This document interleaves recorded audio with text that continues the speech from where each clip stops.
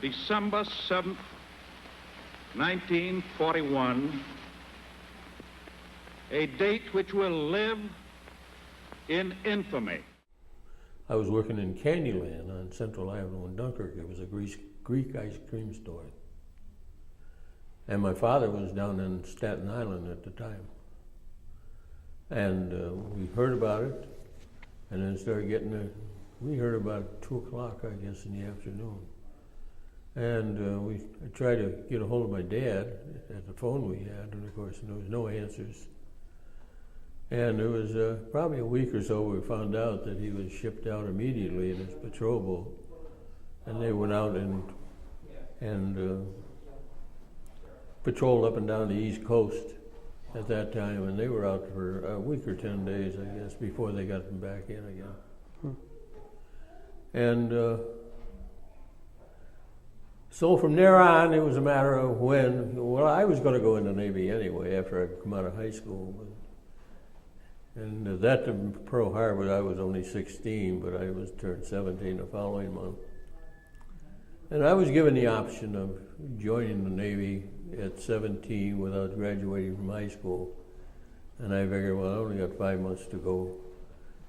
So I waited it out, and a bunch of my buddies were all going in too, so we waited it out, and as soon as we got out of high school, we went in the Navy.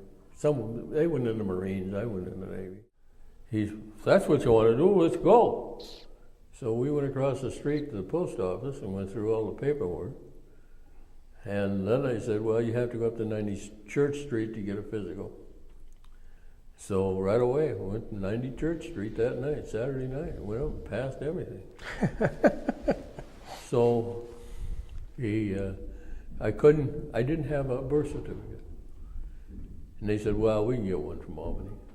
So they did. And they said, as soon as we get that, we'll notify you. Well, this was the 15th of August, and I got my notice, and I sworn in on the 25th of August. Right there. Took 10 days to get me in. Then I was shipped that very day. The whole bunch of us, it was a whole trainload of us, up to Newport, Rhode Island. So that's where I had my basics. And they shipped me to the West Coast.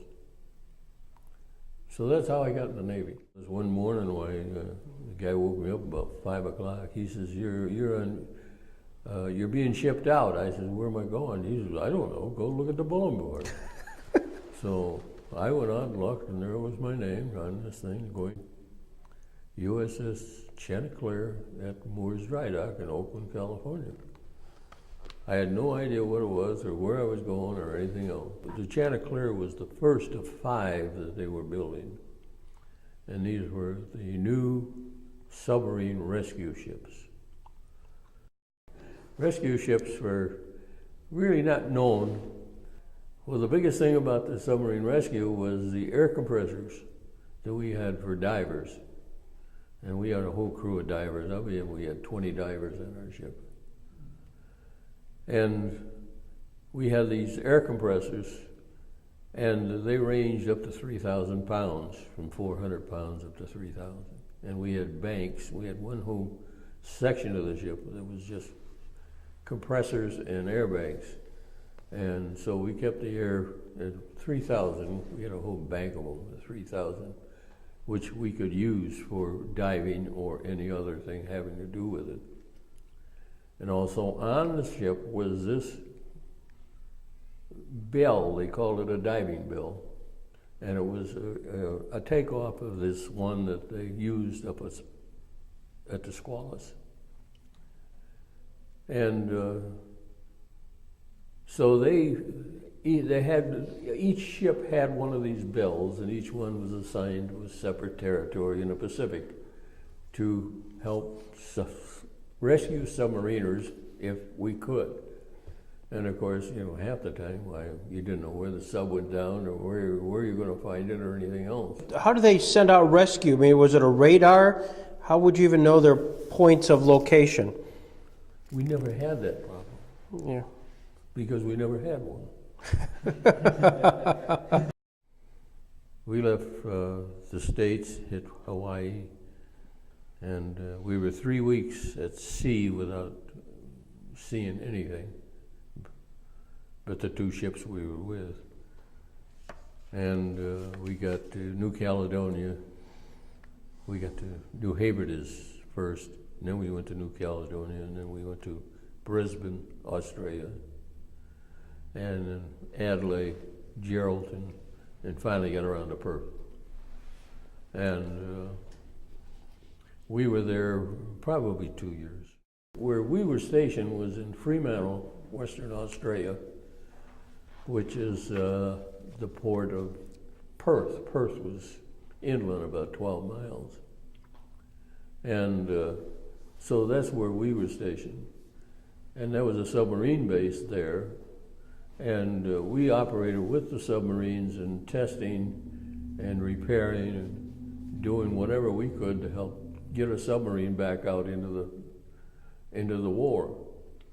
And one of the things we used to do was go out with a sub outside the harbor out in the Indian Ocean, and we'd run zigzag courses. And the submarine is out there planning their approach and planning how they could get to us and fire and get it so that it would hit us. And they were pretty good. They would hit us, but they had a dummy warhead on them. And they would go under the ship. They were set for a depth deeper than our ship. And you could hear it zing under when it went. And then you watch the trail, and when we take off at the trail and pick it up again, because it was a dummy warhead and it would float. So we exchanged those warheads back and forth with the submarines all the time. Unfortunately, one says, sorry, we sent a live one. And that went under the ship, thank God. But another time they said, sorry, the torpedo is acting up, and that thing was just skipping across the top of the water. Really? Right, boom. Hit us, put a dent in it, but that's all it did. Of course, with a dummy warhead, that's all. You kind of say, what the hell was that all about? Yeah. We said that a lot. Yeah, it was the following April that we went to the Philippines, went up to Subic Bay. There was a Japanese cruiser that was sunk there. Must have been 2 months or 3 months before we got there. And it was quite a cruiser because it had a lot of admirals on it. And it did block the pathways into Manila. And the superstructure was pretty well up there. It wasn't above water, but you could almost see it below water. So we started diving on that and went down and cleared out as many records and souvenirs and everything you could find in a ship like that. And they came up with the safe, which had a bunch of Japanese yen in it. And they came up with the records of the Japanese homeland, of the minefields. And so that Tokyo Rose got wind of this and said we weren't long for the world. And she just made a lot of talk, but nothing ever happened. When the guys come up with the swords, that's where the Navy intelligence got in. And that's where the admirals and the admirals and the vice admirals all got their bid in on getting a sword. When we were in Subic Bay, we were there for a while. And for liberty, there's nothing liberty there.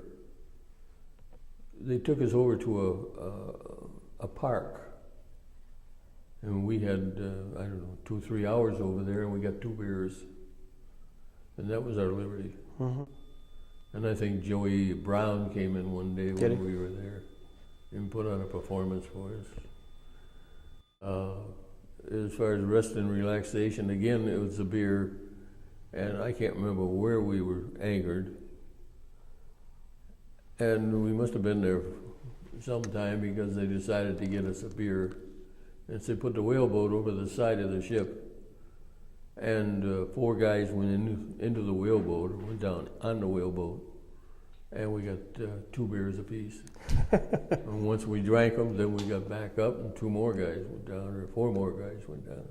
Because you couldn't drink on a ship. Right, right. So this is how they got away with it, by putting us in a whaleboat. We found ways of getting our beer. There you go. What kind of beer was it? That beer came out of Seattle. I think they called it 6. It was about a 2.3. And of course, we're being in Australia drinking a strong 13 or 14% beer. You know, it was like water. 8 or 9 bunks high. There was just a mob there.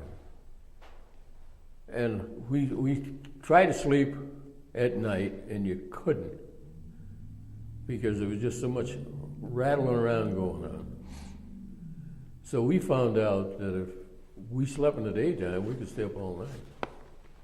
So we used to go down to the mess hall and go down there and spend the whole night drinking coffee and just shooting the shit. And then when everybody got up, we went up and went to bed. That's how we got our sleep. But it was the worst duty I think I ever had was on board that thing.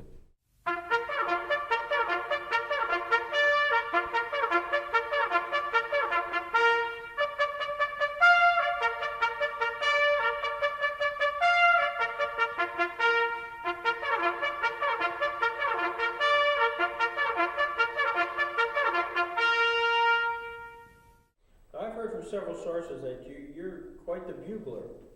Where are you getting this stuff My from? people. Yeah, I love to play the bugle. I used to play trumpet in high school. I played with the whole 62 bugle corps before the war.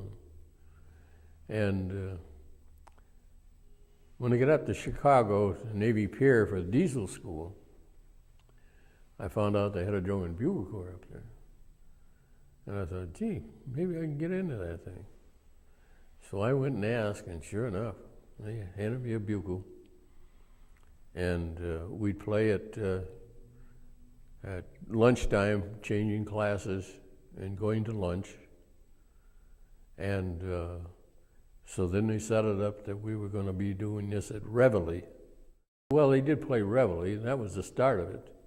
And then the drum and bugle corps broke up into 2 drummers and 3 drummers and 3 buglers or whatnot.